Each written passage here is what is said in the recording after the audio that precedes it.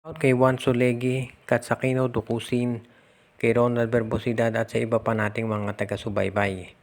At ngayon ang balita natin, nakakaawa itong nangyari sa Magnolia kung saan dinurog sila nitong Barangay Ginebra. Hindi nila napigilan itong si Christian Stanhardinger. At ang tanong ngayon ay anong revamp ang mangyayari dito sa Magnolia Chicken Templados.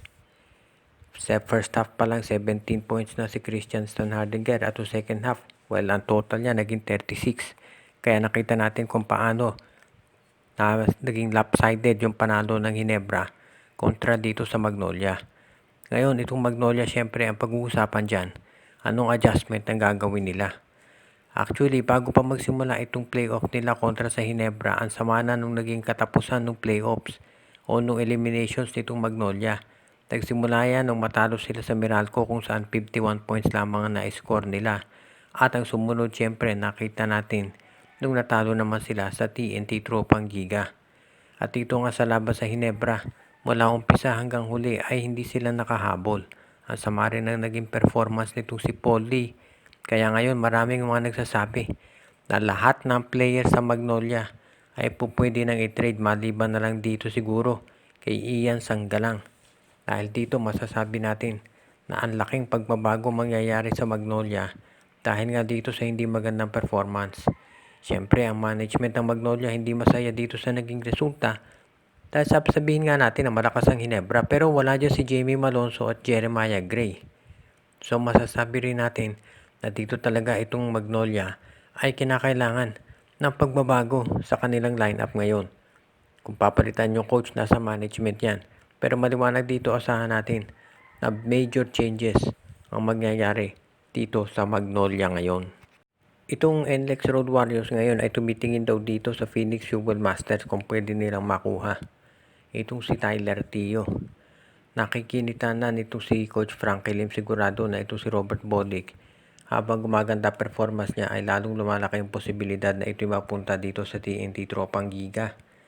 Kaya sa ngayon pa lang ay tumitingin na sila na kung saan sila makakakuha ng point guard na pwedeng pumalit dito. At ito nga ay si Tyler Tio. Dahil dito alam natin na ang Phoenix ay maagang na-eliminate at may mga naniniwalang mga insiders na hindi na masaya dyan si Jason Perkins at si Tyler Tio dahil gusto nila na mag-compete doon sa team na merong tsansa na maglaro sa playoffs at sa kampyonato. At dahil nga itong Phoenix ay financially struggling, hindi sila makapagbuo ng very competitive lineup at marami tuloy ang naniniwala na eventually magre-requesta ng trade dito si Perkins at si Tyler Tio. At dito papasok ngayon itong index na susubukan nilang makuha itong si Tyler Tio. Siyempre kung available din si Perkins, bakit hindi? Pero ngayon mukhang mas concerned sila dito sa point guard dahil yan ang kanilang kinakailangan. As it is, itong si Tyler Tio, kahit hindi siya kasing super scorer ni Bolick, ay magaling din itong playmaker.